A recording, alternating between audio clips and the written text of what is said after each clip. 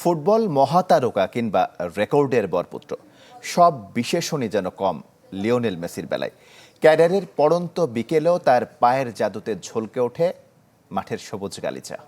নানা আয়োজনে ঢাকা বিশ্ববিদ্যালয়ের টিএসসিতেও উদযাপন করা হয়েছে এলএম10-এর ৩৯তম জন্মদিন, যেখানে ছিলেন ঢাকায় নিযুক্ত আর্জেন্টিনার রাষ্ট্রদূত ও মহাতারকার বাল্যবন্ধুও।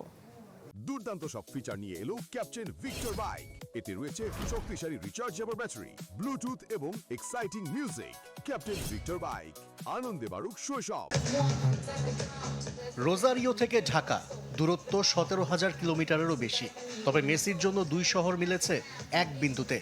আর্জেন্টাইন বিস্ময়ের জন্মদিনে উৎসবের কেন্দ্রে পরিণত হয় ঢাকা বিশ্ববিদ্যালয়ের টিএসসি।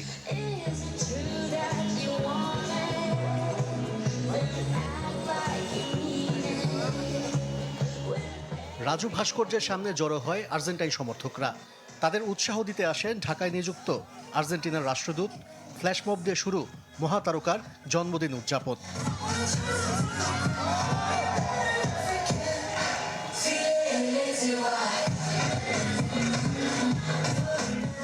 কেন মেসিকে নিয়ে এত উন্মাদনা?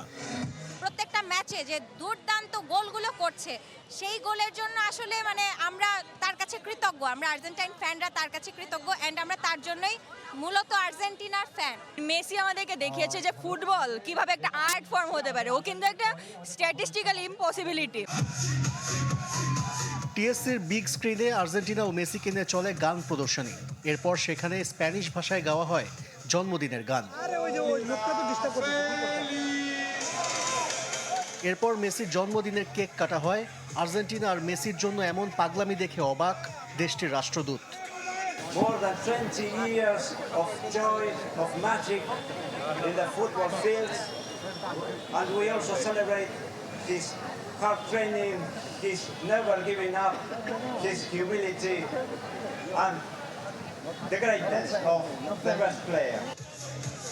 অবাক হয়েছেন মেসির বাল্যকালের বন্ধুও। আর্জেন্টিনার জন্য এ দেশের মানুষের ভালোবাসা নিজের চোখে দেখতে ছুটে এসেছেন। দেশে ফিরে মেসিকেও জানাবেন বাংলাদেশের মানুষের কথা। Le va a llegar esa información, le va a llegar esa information. All this information will reach the team and everyone. ফুটবলের মহাতারকার জন্য বাংলাদেশের মানুষের ভালোবাসা ছড়িয়ে গেছে বিশ্বজুড়ে। আশরিক রুদ্র, চ্যানেল 24, ঢাকা।